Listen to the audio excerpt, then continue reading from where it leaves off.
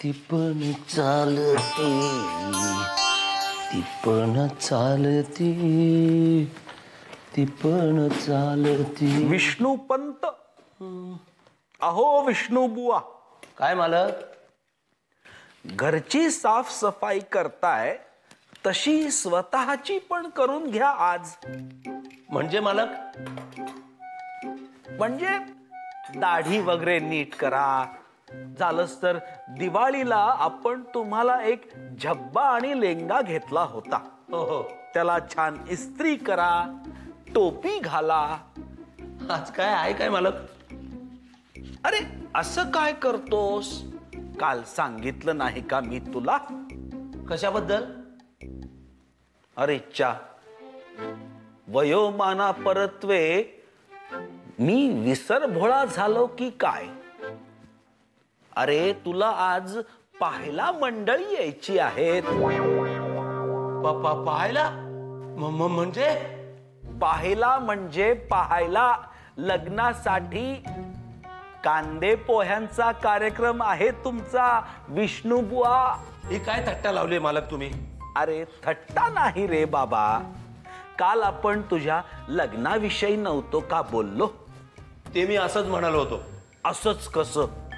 एवढी महत्वाची गोष्ट कोणी असंच बोलतं का?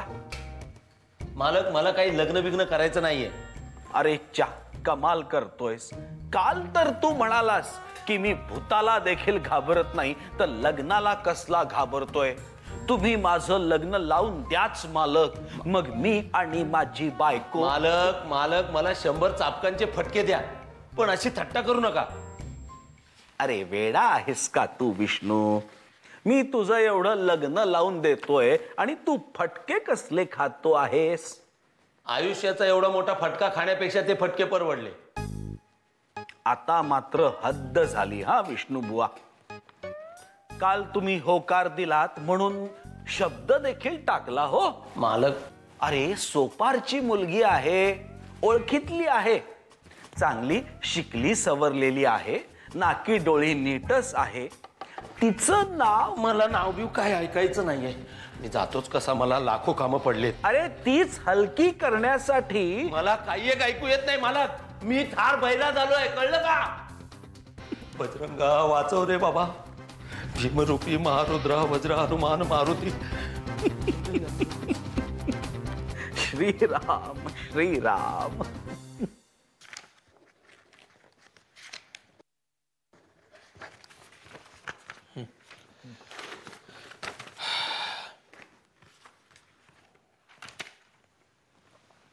एसिक नगर मधली प्रॉपर्टी आहे. 35-40 वर्षांपूर्वीची इमारत आहे. मालक 15 वर्षांपूर्वीच दुकान बंद करून देवाघरी निघून गेलाय. आपल्याकडे रिडेव्हलपमेंटसाठी आलेलं आहे. 14 माळ्याचे 2 टॉवर्स बांधायचे आहेत. चांगलं आहे की साहेब? मग खूप चांगलं आहे. चांगलं नाही आहे ते याच्यासाठी की पेपर्सची बरीच गडबड आहे रे. NOC कन्व्हेन्स 12 भानगडी. तू जरा लक्ष घाल. ठीक आहे सर. एक मिनिट. परमेश्वर. हां बोल परमेश्वर. कधी आहे हिअरिंग? 18 तारखेला. अरे पण 18 तारखेला नाशिकच्या वायनरीवरून आपण लासलगावला जाणार आहोत. कॅन्सल? मला न सांगता कॅन्सल कसं काय करता रे तुम्ही? याच्या आधी 2 वेळा कॅन्सल केलंय ना. हे बघ आता उद्या ते हिअरिंग आलंय. ची कटकट मला ना साहेब. एक मिनिट, तू हे सगळं वाचून घे आणि उद्या हे सगळं तू वाचून घे, नंतर बोल. हा तुझ्याशी बोलतोय रे, तू घे हे सगळं. चल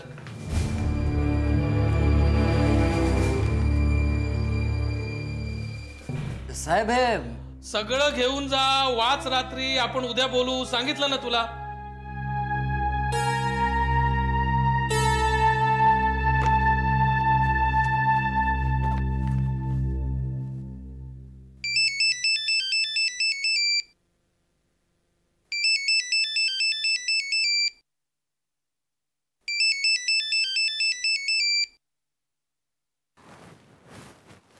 हॅलो. हा हा हॅलो. हां कुसुमत्या, अहो कुठे आहात तुम्ही? कशा आहात तुम्ही? अगं बरी नाहीये मी. काय झालं? अगं अगं तेच तर सांगायला फोन केला होता ना. कपाळाला लागलंय अगो माझ्या खूप. कपाळाला? अगं काय माहितीये, अशी पोथी वाचत होते मी संध्याकाळी. माहितीये की नाही मी काय केलंय माहितीये का, रोज एक नियम केलेला आहे की एकतरी अध्याय वाचायचा. म्हणजे महाराजांचा सप्ताह चालू आहे की नाही. हो महाराजांचा साक्षात्कारच झाला. मला म्हणाले कुसुम तू एकतरी अध्याय या सप्ताहात माझा वाच, म्हणजे सगळ्या अडचणी आहे ना तुझ्या मी. कुसुमत्या, अहो तुम्हाला लागलं कसं ते सांगताय ना तुम्ही. अगं तेच तर मी सांगत होते ना तुला, पण तू मध्ये मध्ये बोलशील तर मी कधी बोलू मग. सॉरी, बोला. हा तर मी पोथी वाचत होते आणि नंतर मला आठवत होतं मी अशी एकदम अगं फरशीवरती आडवी पडलेली आणि ती काय ग ती शुभ्रा ग, ती अशी मला गदागदा हलवत होती आणि प्रिया माझ्या तोंडावरती अशी पाणी भरमसाठ मारत होती. अगं माझं डोकं इतकं ठणकत होतं ना की काय विचारूच नकोस. अगं मला हे कधी कसं काय काय काय काय आठवतच नाही ग.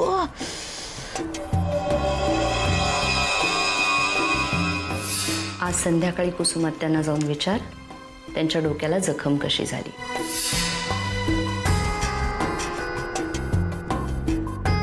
अगं तू ऐकतेस की नाही सुलेखा?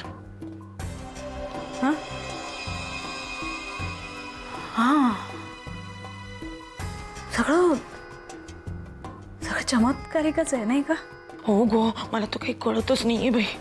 अगं हे सुलेखा, हे अगं मला कसला आजार बिजार तर नसेल झालेला. नाही ते काही सिनेमात नाही का दाखवत, आधी असं डोकं ठणकायला लागतं, मग नंतर चक्कर यायला लागते, असं घाम भीम यायला लागतो. काय काय म्हणतात काय त्याला, फारच भयानक आहे बाई. हे सुलेखा मला, मी नक्की सांगते तुला, मी कशावरती तरी आपटलेली असणार ग. अगो काय माहिती का, भयंकर सुजलंय ग डोकं, आणि डोकं खूप दुखतंय माहितीये. आणि मला एवढं सगळं झाल्यानंतर मला कळतच नाही, मला काही आठवतच नाही मी कशी काय ते पडले बिडले काय काय कळतच नाहीये बाई मला. जादू टोणा केल्यासारखंच आहे नाही का कुसुमत्या हे सगळं? त्यावेळी शुभ्रा होती ना घरात? तुम्ही तिलाच विचारा, तिला माहित असेल, जमतही असेल कदाचित. तुम्हीच म्हणता ना या सगळ्या गोष्टी बऱ्या जमतात तिला, म्हणून तुम्ही तिलाच विचारा कुसुमत्या. अगं माझ्या लक्षातच आलेलं नव्हतं. नक्की त्या सटवीनेच केलेलं असणार बघ. मी आपलं असंच म्हटलं कुसुमत्या. बरं झालं बाई तू बोललीस ते, माझ्या लक्षातच आलेलं नव्हतं. बरं ठेवू आता? हो हो ठेव बाई.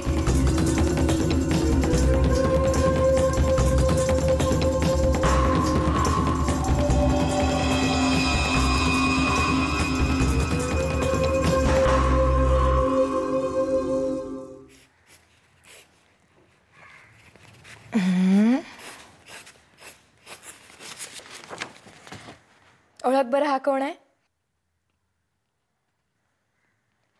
प्रथमेश. तूच आहेस.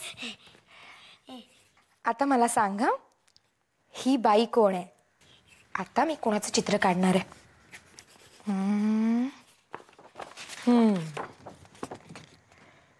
ओळखता येते?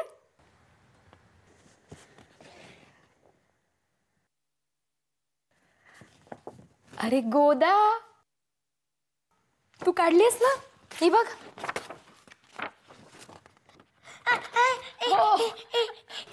गोदाच आहे. बरं आता थर्ड. आता प्रथमेशला हे कठीण आहे. कोण आहे ही मुलगी?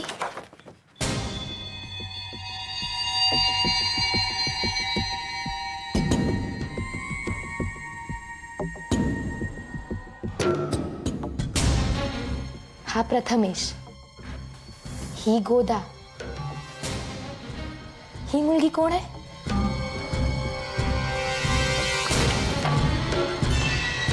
लिहून दाखव.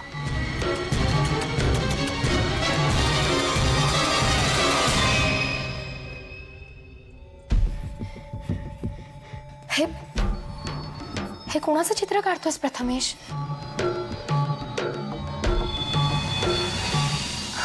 म्हणजे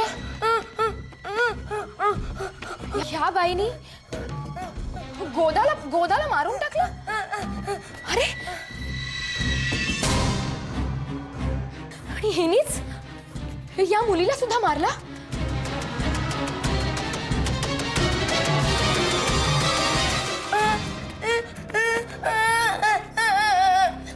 प्रथमेश, हीच बाई तुला सुद्धा मारेल? नाही रे सोन्या, नाही नाही, तुला काही होणार नाही, अजिबात घाबरायचं नाही. मी आहे ना तुझ्या बरोबर. यावेळी मी तुला काही होऊ देणार नाहीये. प्रथमेश, अरे काही नाही होणार आहे. प्रथमेश, तू शांत हो, शांत हो रे. प्रथमेश, मी आहे ना. प्रथमेश,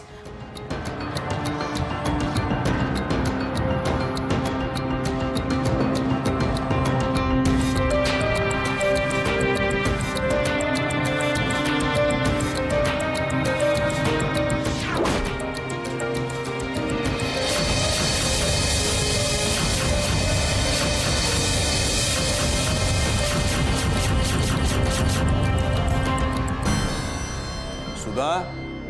ओ,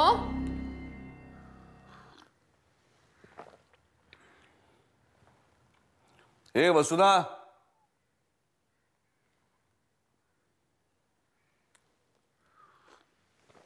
ए सुधा. अहो काय झालं? जरा इकडे आले, मी गॅस बंद करून येते.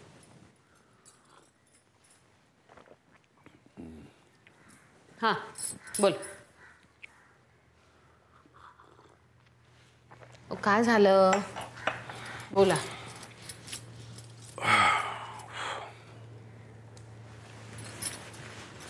प्रिया कुठे बाहेर गेले का? हो, ती क्षिप्राकडे गेली.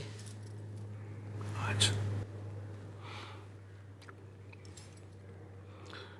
तुझं आणि तिचं कसं आहे सध्या? कसं आहे म्हणजे? नाही म्हणजे युद्ध आहे का शांतता आहे? हे बघा, प्रिया माझी मुलगी आहे. तिचं जर वागणं बोलणं कधी मला खटकलं तर मी तिला बोलते, ओरडते आणि ओरडणार. पण म्हणून त्याला लगेच युद्ध वगैरे म्हणायची काही जरूर नाही. थोडक्यात तुमच्यामध्ये संवाद आहे. हो, पण काय झालंय काय? ती तुझ्याशी तिचे विचार वगैरे शेअर करते. अहो, हे असले प्रश्न काय विचारताय तुम्ही आज? 6 महिने गावाला राहून आल्यासारखे. तुमच्या समोरच आहोत ना आम्ही दोघी. तुम्हाला काय वाटतंय? प्रियाच्या तोंडून कधी तू विक्रांत भोसले हे नाव ऐकलेस? विक्रांत भोसले? नाही का? कोण आहे? कोण हा विक्रांत भोसले? नाव मात्र कुठेतरी ऐकल्यासारखं वाटतंय मला. विक्रांत भोसले हे त्या इन्स्पेक्टरचं नाव आहे ज्याने मला अटक झाल्यानंतर पोलीस स्टेशन मध्ये माझ्या. अरे देवा, हे कसं काय माझ्या डोक्यातनं गेलं? पण मग त्याचा प्रियाशी काय संबंध? काही दिवसांपूर्वी प्रियाचा फोन बराच वेळ वाजत होता, म्हणून मी पाहिलं तर विक्रांत भोसले हे नाव तिकडे फ्लॅश होत होतं. म्हणजे त्या इन्स्पेक्टरनी प्रियाला फोन केला होता आणि हे ती आपल्याला सांगणार नाही? छे छे, हे कसं शक्य आहे? कोण होता हा विक्रांत भोसले? अहो, असेल ना दुसरा कोणीतरी मित्र. आता नावासारखी नावं असतात की.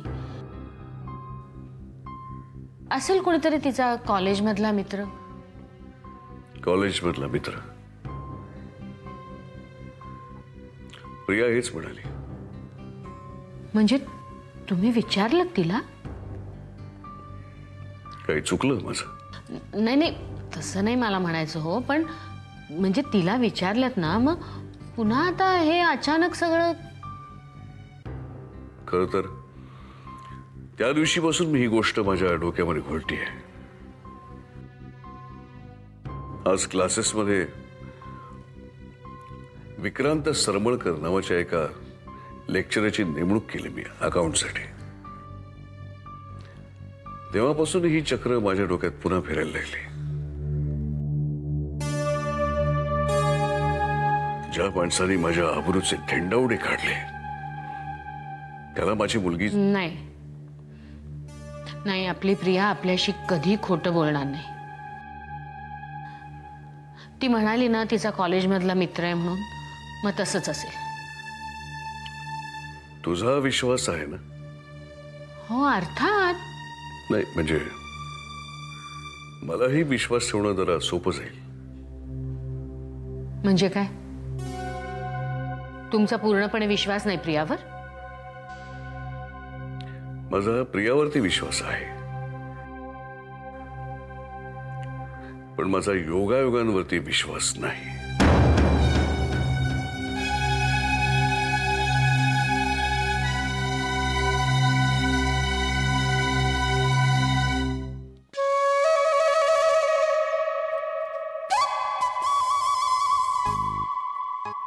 मालक,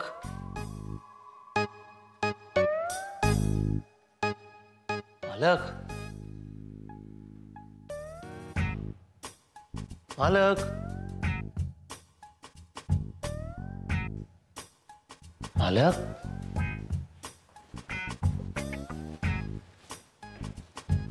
मालक,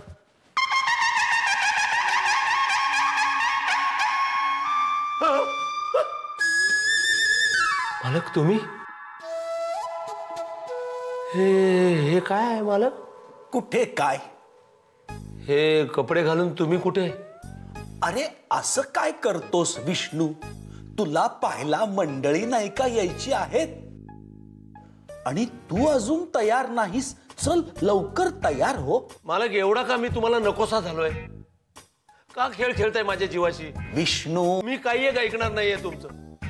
मालक तुम्ही म्हणत असाल ना तर वसईच्या किल्ल्यावरून खाली उडी घेऊन जीव देईन मी, पण लग्न दया करावं माझ्या.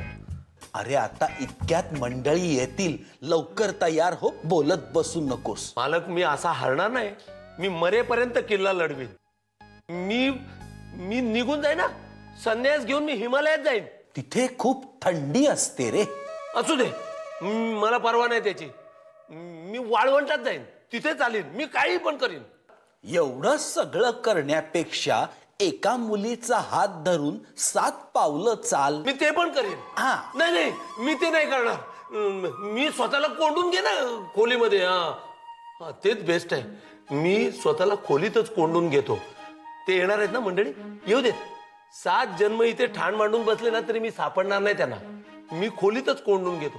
मी चाललोच कसा? अरे विष्णू ऐक तरी माझं. ए विष्णू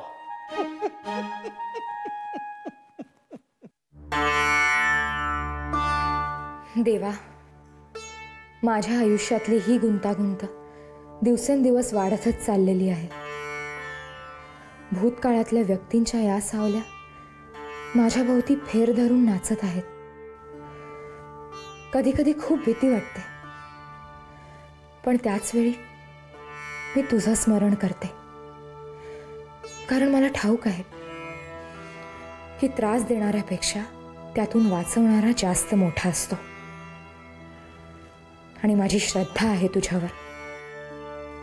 तू मला ह्यातून नक्की सुखरूप बाहेर काढशील. तू माझ्या पुढे हे जे कोडं उभं केलंस ते सोडवल्याशिवाय आता मला चैन पडणार नाही. पण भूतकाळातल्या ह्या सावल्या माझ्या वर्तमानावर काळोख आणणार नाहीत एवढी कृपादृष्टी ठेव. माझ्या घराला, माझ्या माणसांना सगळ्या संकटांपासून दूर ठेव. या कठीण प्रसंगी माझी बुद्धी स्थिर ठेव. आणि तूच निर्माण केलेलं हे कोडं सोडवण्यासाठी शक्ती दे मला.